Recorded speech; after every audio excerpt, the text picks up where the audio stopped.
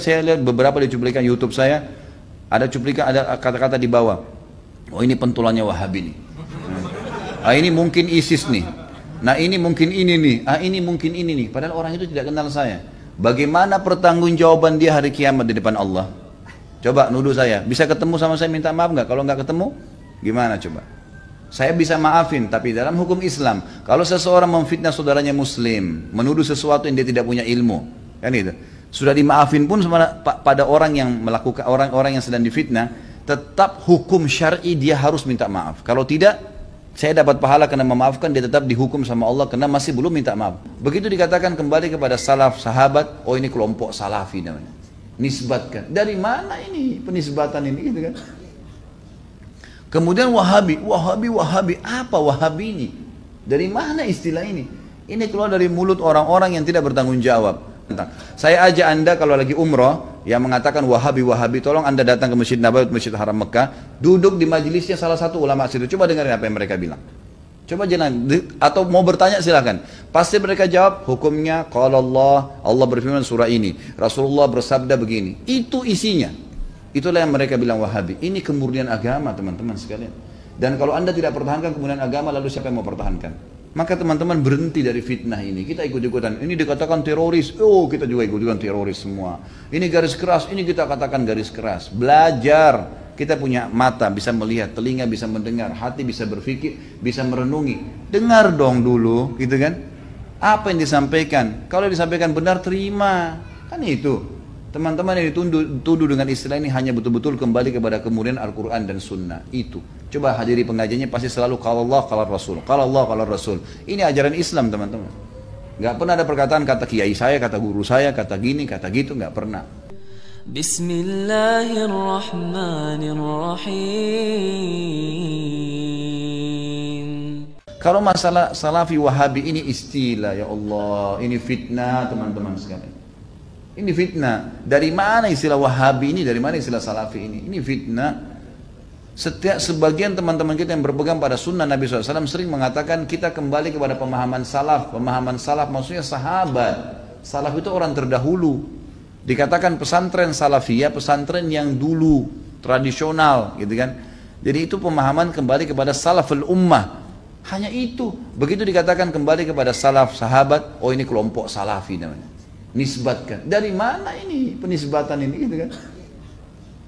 Kemudian Wahabi, apa Wahabi ini? Dari mana istilah ini? Ini keluar dari mulut orang-orang yang tidak bertanggung jawab. Kalau kita lihat cirinya orang Wahabi, yang dianggap Wahabi orangnya berjenggot, jalankan sunnah Nabi. Kalau sholat ke masjid, istrinya pakai tutup aurat. Ya, di rumahnya jauh dari perbuatan dosa. Ini nih kelompok nih. Diolok-olok, Wahabila. Saya pernah dimasukkan dalam grup, gitu kan? Saya lihat semuanya disatuin, teman-teman dari semua ormas ada, termasuk nama saya masuk di situ. Banyak, mungkin ada 80 atau 100 orang ustadz, kiai dan seterusnya. Baru saya masuk di situ saya sudah baca. Ah, ini banyak ustadz-ustadz Wahabi, dimain-mainin gitu, tulisannya pakai O. Wahabilah ini. Oh, ini Wahabi ini suka tolak salawat, suka tolak zikir, suka tolak doa. Saya berpikir kalau saya mau tanggapin, ini 80 orang, 100 orang di situ, kemudian akan habis waktu saya menyita di situ. Sudahlah, saya keluar, minta maaf, saya nggak ada urusannya di sini, saya keluar. Karena yang bilang orang-orang yang pernah belajar di Saudi, teman-teman benci sama zikir itu siapa? Anda yang fitnah itu. Gimana caranya? Orang yang belajar di Madinah, di Masjid Nabawi, di Mekah, zikir kepada Allah. Bahkan mereka paling banyak zikirnya kepada Allah. Mereka paling banyak zikir, tapi zikirnya pakai adab, nggak teriak-teriak, gitu kan? Nggak karang-karang. Apa yang Nabi SAW ajarin itu yang disebutin. Adab sama Allah, subhanallah, subhanallah. Dilakukan, bukan tidak dilakukan. Tapi tidak ada subhanallah, alhamdulillah. Dibayangkan main-main, Allah hu, apa ini? Ini apa ini? Ini kalau zaman Umar sudah diketuk semua kepalanya nih. Ngarang-ngarang, gitu kan? Oh ini benci sama doa. Siapa yang bilang benci doa, teman-teman sekalian? Antum nggak dengar tuh bagaimana Syekh Sudes berdoa sampai hampir 1 jam kalau sholat kunut? Itu dikatakan tuh, itu pentolannya Wahabi katanya. Baik berdoa kunut 1 jam sampai orang semua pada menangis seluruh dunia, antum bilang itu Wahabi? Ini subhanallah, ini benci doa itu namanya ajib. Sesuatu yang aneh gitu. Bagi saya tuduhan-tuduhan yang tidak beralasan sama sekali, nggak beralasan nih. Yang penting dari Saudi Wahabi, gitu kan? Saya sampai waktu mau berangkat ke Saudi, awal saya mau belajar tahun 90, teman-teman ayah saya sempat titip pesan dari kota Makassar, Khalid, nanti kamu ke Saudi, ambil ilmunya tapi jangan jadi Wahabi. Baik, saya berangkat 6 bulan pertama teman-teman sekalian, semua guru yang masuk saya ketakutan lihat. Ini Wahabi nih. Apa ini Wahabi? Mau yang menakutkan ini. Kena wanti-wanti begitu. Lama-lama setelah guru masuk, setiap guru masuk di Madinah, wallahi saya bersumpah atas nama Allah teman-teman sekalian, tidak pernah ada sebutan nama Wahabi. Saya tidak pernah dengar kata-kata Wahabi dari mulut mereka. Wallah, yang ada cuman qala Allah, qala Rasul. Allah berfirman, Rasulullah bersabda. Wallahi, saya sumpah di sini, di masjid ini memang begitu ajarannya.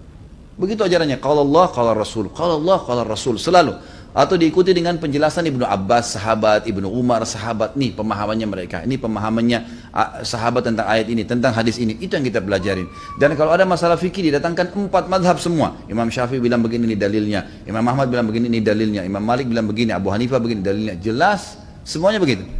Setelah 6 bulan saya berpikir, kok saya harus takut dengan orang-orang seperti ini ilmu semua disampaikan, gitu kan? Ilmu semua. Dan bagaimana mempertemukan antara ambil ilmunya, jangan jadi Wahabi. Bagaimana memahami? Saya nggak nyambung gitu. Gimana caranya? Gitu. Teman-teman sekalian, saya kasih jawaban secara akal sehat. Rasulullah SAW lahir di mana? Di Mekah. Ya, 13 tahun fase turunnya ayat-ayat Makkiyah di mana? Di Mekah. Baik, setelah itu Nabi SAW hijrah ke Madinah. Berapa tahun Nabi di Madinah? 10 tahun. Sampai meninggal kan? Kuburannya ada di sana. Demi Allah, Mekah sama Madinah markas Islam. Ada orang mengatakan itu markas Wahabi, markas ini tempat Nabimu lahir dan mati. Kok gimana sih? Lalu dikatakan itu ajaran yang tidak benar, yang sesat. Padahal kalau kita duduk di majelisnya ulama, ini Rasulullah bersabda, ayat Al-Quran dalam surah ini, selalu itu. Silakan saya tantang siapapun teman-teman sekalian. Bukan tantang. Saya ajak anda kalau lagi umrah, yang mengatakan Wahabi, tolong anda datang ke Masjid Nabawi, Masjid Haram Mekah, duduk di majelisnya salah satu ulama situ. Coba dengarin apa yang mereka bilang. Coba jangan, atau mau bertanya silakan. Pasti mereka jawab, hukumnya qala Allah berfirman surah ini, Rasulullah bersabda begini. Itu isinya. Itulah yang mereka bilang Wahabi. Ini kemurnian agama teman-teman sekalian. Dan kalau anda tidak pertahankan kemudian agama, lalu siapa yang mau pertahankan? Ini aneh sekali gitu. Ini luar biasa, sebenarnya harus diluruskan. Mudah-mudahan Allah berikan hidayah ya. Banyak orang Islam yang tidak faham, ya, dia kukunya masih panjang, sholatnya masih Senin Kamis, ikut-ikutan Wahabi juga. Bukannya belajar, bukannya nanya, malah ikut-ikutan. Ini fitnah di tengah-tengah kaum muslimin. Kata Nabi SAW, Yahudi terpecah 71 golongan. Nasrani 72, umatku 73, semuanya di neraka. Masuk mampir neraka dulu, nanti masuk surga iya. Kecuali satu, nggak pakai lewat neraka masuk surga. Kata para sahabat sudah tanya, siapa itu ya Rasulullah? Apa kata Nabi? Yang berpegang pada sunnahku dan sahabatku. Nah ini yang selalu ditunjuk Salafi, Wahabi, ini yang selalu berkata Rasulullah bersahabat. Ini orang yang berpegang pada kemudian Islam. Teman-teman sekalian, berhenti dalam masalah istilah-istilah seperti ini. Ini bahaya, memperpecah umat dan macam-macam. Saya lihat beberapa di cuplikan YouTube saya, ada cuplikan, ada kata-kata di bawah. Oh ini pentulannya Wahabi nih. Ini mungkin ISIS nih. Nah ini mungkin ini nih. Ini mungkin ini nih. Padahal orang itu tidak kenal saya. Bagaimana pertanggungjawaban dia hari kiamat di depan Allah? Coba nuduh saya. Bisa ketemu sama saya minta maaf nggak? Kalau nggak ketemu, gimana coba? Saya bisa maafin, tapi dalam hukum Islam, kalau seseorang memfitnah saudaranya Muslim, menuduh sesuatu yang dia tidak punya ilmu, kan itu. Sudah dimaafin pun pada orang yang melakukan, orang-orang yang sedang difitnah, tetap hukum syar'i dia harus minta maaf. Kalau tidak, saya dapat pahala karena memaafkan, dia tetap dihukum sama Allah karena masih belum minta maaf. Variabelnya begitu kan? Hukumnya begitu. Orang mencuri, ya itu. Kemudian dia tidak kembalikan haknya orang, tetap dihukum. Gak bisa. Maka teman-teman berhenti dari fitnah ini. Kita ikut-ikutan. Ini dikatakan teroris. Oh, kita juga ikut-ikutan teroris semua. Ini garis keras. Ini kita katakan garis keras. Belajar. Kita punya mata bisa melihat, telinga bisa mendengar, hati bisa berpikir, bisa merenungi. Dengar dong dulu, gitu kan? Apa yang disampaikan? Kalau disampaikan benar, terima. Kan itu. Teman-teman yang dituduh dengan istilah ini hanya betul-betul kembali kepada kemurnian Al-Quran dan Sunnah. Itu. Coba hadiri pengajiannya pasti selalu qala Allah, qala Rasul. Qala Allah, qala Rasul. Ini ajaran Islam teman-teman. Gak pernah ada perkataan kata kiai saya, kata guru saya, kata gini, kata gitu. Gak pernah. Anda boleh ikuti ceramah saya. Kalau saya pernah katakan ini kata si fulan ini sudah jauh. Qala Allah, qala Rasul. Ada tanggapan ulama yang merincikan mungkin atau menyampaikan, itu mungkin. Ini Allahu alam. Mudah-mudahan Allah perbaikin keadaan. Kalau masalah salafi, salafi itu diambil istilah sebenarnya. Teman-teman kita yang berdakwah sekarang di Indonesia ini berfaham sunnah. Termasuk mungkin pengajian kita ini seringkali dikatakan pengajian salafi, pengajian wahabi.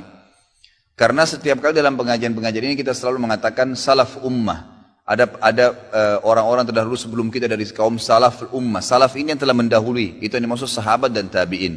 Itu yang dimaksud dengan kaum salaf. Ya, kaum salaf. Salaful ummah telah berkata seperti ini, para sahabat dan tabi'in. Nah, karena sering mengucapkan ada istilah salaf, dikatakan kelompok salafi. Padahal sebenarnya tidak ada kelompok ini gitu. Ya. Ini cuma istilah sebenarnya diistilahkan gitu kan. Karena ada keluar kalimat itu. Kalau wahabi, wahabi ini sebenarnya dulu pernah ada pemahaman keliru. Ya, di Maroko berfaham diistilahkan wahabi. Itu di zaman mungkin masih sudah lama, mungkin zaman Abbasiyah. Kemudian dihancurkan oleh khilafah Abbasiyah. Dan pemimpinnya sudah dibunuh, dihukum mati, udah habis gitu kan. Nah, pemahaman ini memang pemahaman yang tidak benar awalnya. Kemudian setelah ya, pemahaman Syiah banyak ya, diperbaikin, diluruskan di Jazirah Arab ya, dan orang-orang Sunni banyak mengistilahkan ini Syiah, hati-hatilah. Orang Syiah itu mencaci maki, mengkafirkan para sahabat, kecuali Ali dan beberapa orang sahabat Nabi. Sementara ahli sunnah itu malah menghormati semua sahabat termasuk Ali. Tidak pernah ada ahli sunnah mencaci maki Ali radhiyallahu anhu. Kita muliakan dan kita terima. Semua keluarga Nabi SAW kita hormatin. Ya. Kita berikan salam dan salawat setiap kali kita tahiyat kepada mereka. Gitu ya. Nah, orang-orang Syiah yang tidak menerima selalu diserang oleh ahli sunnah. Gitu kan.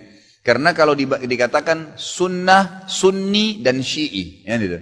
Sunni itu artinya orang yang mengikuti sunnah. Sebenarnya orang Syiah tidak mau istilah itu melengket pada kita, nggak mau.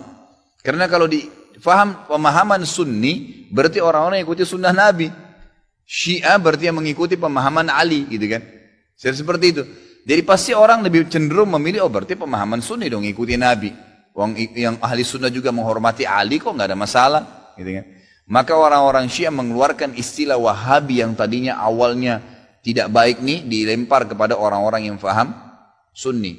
Makanya orang-orang Syiah di Iran itu mengatakan Saudi negeri Wahabi, gitu kan? Maksudnya negeri yang menjalankan sunnah. Kalau dia bilang itu negeri pusatnya Sunni, orang-orang akan dukung pasti. Tapi kalau dikatakan negeri itu negeri Wahabi, orang akan berpikir apa nih Wahabi ini?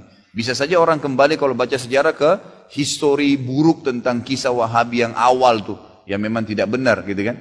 Padahal tidak pernah sama sekali ada istilah Wahabi. Saya tinggal di Saudi, waktu saya mau berangkat pertama, subhanallah, tahun 90, sekolah di Madinah. Waktu itu masih kelas SMA ya. Kemudian ada teman-teman ayah saya, ya, sempat mengatakan, nanti Khalid di sana ambil ilmunya, tapi jangan sampai kau jadi Wahabi. Saya berangkat terus terang, saya pikir Wahabi ini momok monster yang menakutkan. Setiap kali ada guru saya masuk, dosen saya masuk, saya selalu ini Wahabi nih. Yang berjenggot ngomong apa nih Wahabi nih, gitu. Selalu begitu, gitu kan? Karena ayah saya seorang yang dikenal, gitu kan? Seorang yang tokoh masyarakat di Makassar.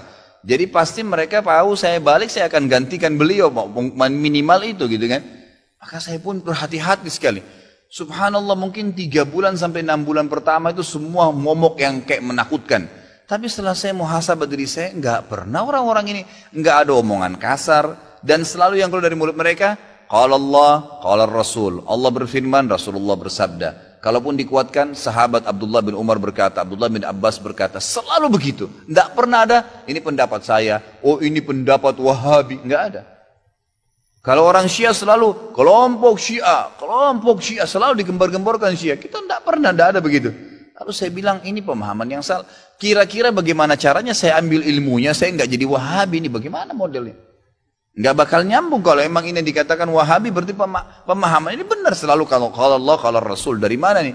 Lama kelamaan saya sampai S1 baru saya paham, oh ini istilah yang digunakan oleh orang-orang Syiah untuk menjauhkan orang bahkan dari pemahaman Sunni yang benar. Siapa kelompok ISIS, Syiah dan Wahabi? Apa fadilah bagi orang yang mati syahid? ISIS tentu kelompok yang mereka membentuk kesatuan. Jadi memfokus untuk mendirikan khilafah di Syria dan Baghdad di Irak. Jadi ISIS itu Syria dan Irak gitu kan, untuk mendirikan negara di sana. dengan cara-cara yang mereka lakukan. Sampai sekarang yang saya temukan adalah para ulama menegur perilaku-perilaku mereka dari cara-cara untuk membunuh semua orang yang tidak faham gitu kan. Kemudian banyaknya hal-hal yang sekarang ini terbuka. Ada banyak tulisan-tulisan sekarang, artikel dalam bahasa Arab, foto-foto yang ditemukan. Jadi pimpinan-pimpinan mereka ini bersatu satu sama yang lain. Jadi seakan-akan sengaja dibentuk untuk meributkan umat Islam ini, gitu kan. Itu yang lahir. Sekarang ini kayak ribut sekali antara ISIS sama Syiah. Dua-duanya punya pemahaman-pemahaman yang perlu diluruskan. Ya. Dan jelas pemahaman mereka dibongkar oleh para ulama dan disampaikan. Jadi memang sebaiknya dijauhi, dua-duanya ini dijauhi. Kalau masalah Wahabi itu istilah yang digunakan oleh orang-orang Syiah untuk meredam dan membuat kaum muslimin tidak menyukai orang-orang yang mengikuti sunnah Nabi. Karena yang dikatakan Wahabi itu orang yang malah sibuk dengan mengikuti sunnah Nabi. Dan yang paling banyak membongkar kedok orang-orang Syiah adalah ulama-ulama di Saudi. Dan kita tahu sendiri, kita nggak bisa bohongin, tidak bisa dibantah fakta sejarah. Nabi SAW lahir di Mekah, 13 tahun di Mekah, dan dakwah sempurna agama Islam di Madinah. Di mana-mana orang tahu sumber sesuatu itu adalah tempat mengambilnya, gitu kan? Jadi ilmu Islam itu tidak akan pernah berubah. Madinah dan Mekah kan menjadi basis. Nah ulama-ulama sana itu sampai sekarang masih mempertahankan tradisi, mempertahankan sunnah Nabi. Dari zaman sahabat tabi'in sampai sekarang masih mereka punya halaqah di Masjid Nabawi, menyampaikan hadis-hadis Nabi, meluruskan kesalahan-kesalahan. Dan yang paling banyak membongkar kedok Syiah, ya, dan ini juga kelompok ISIS ini adalah ulama-ulama di Saudi. Maka mereka disorotin. Nah disorotinnya supaya jangan cuman ini saja yang dibongkar kedoknya, mereka juga menakut-nakuti umat Islam ini ada Wahabi nih. Wahabi itu apa? Orang-orang garis keras, fundamentalis lah, teroris lah, dan segala macam istilah, gitu kan. Kalau saya sih nggak usah terpengaruh dengan itu ya. Kalau saya yang penting kita menjalankan sunnah Nabi. Allah Subhanahu Wa Taala sudah mengatakan dalam surah Shaf, Allah akan memperlihatkan agamanya walaupun orang kafir, orang musyrik nolak, kita tetap komit menjalankan, sudah selesai.